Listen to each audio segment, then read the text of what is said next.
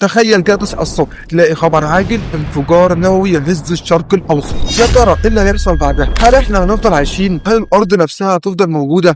في الفيديو ده هنتخيل سوا سيناريو مرعب، او هنعرف ايه اللي ممكن يحصل لو حصل انفجار نووي. بس قبل ما نبدا ما تنساش الاشتراك في القناه وتفعيل الجرس، ويلا بينا. تخيل معايا كده في يوم عادي، الناس رايحه شغلها، الاطفال رايحه المدارس، وكل الناس بتجري ورا يومها كأن مفيش اي حاجه. فجأة انفجار نووي بيملى السماء، مش انفجار عادي، انفجار نووي. كرة نار عملاقه بتولد حراره اعلى من حراره الشمس نفسها. في لحظه المدينه كانت تختفي، المباني بتقع كأنها زي اللمبة، الناس بتتبخر، العربيات بتسيح، والشارع اللي كان موجود من شوية بقى رماد في خلال ثواني. لكن استنى، خليني أقول لك إن ده مش أسوأ جزء في الموضوع، لأن اللي جاي أبشع من كده بكتير.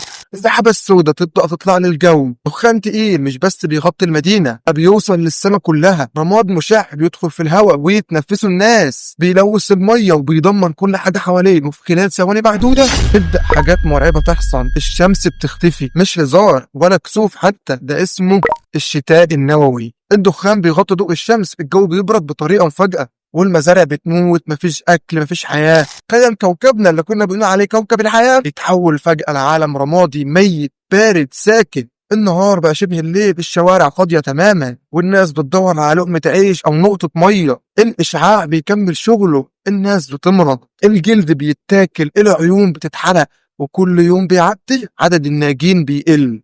ومع الوقت حتى اللي فضلوا عايشين ما بقوش عايشين فعلا. عارف انت كده عمرو دياب ما قال لك انا عايش ومش عايش؟ هنبقى كده. المهم خلينا نكمل. اللي هيعيشوا فعلا هيكونوا عايشين في قلق وخوف، طبعا قلة أكل ووحدة، ومفيش أي أمل ليهم. حتى الحرب النووية مش هتخلينا نرجع حتى للعصر الحجري، وقتها ممكن العصر الحجري ده يبان إنه متطور عن اللي هيحصل فينا. بس السؤال بقى، هل دي النهاية؟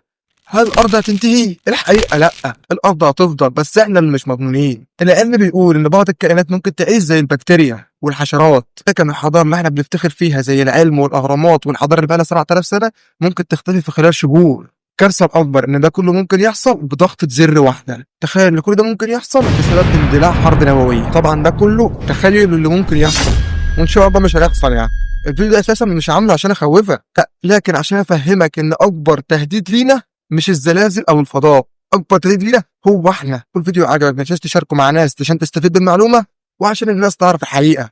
وسيب لي رايك في الكومنتات، لو حصل فعلا حرب نوويه تفتكر في امل اننا نبدا من جديد؟ وربنا يعافينا ويعافيكم من اي ضرر. وما تنساش تعمل لايك للفيديو واشتراك في القناه، واستنى الفيديو الجاي اللي بيتكلم عن هل ممكن ننجو لو حصل شتاء نووي وازاي. سلام.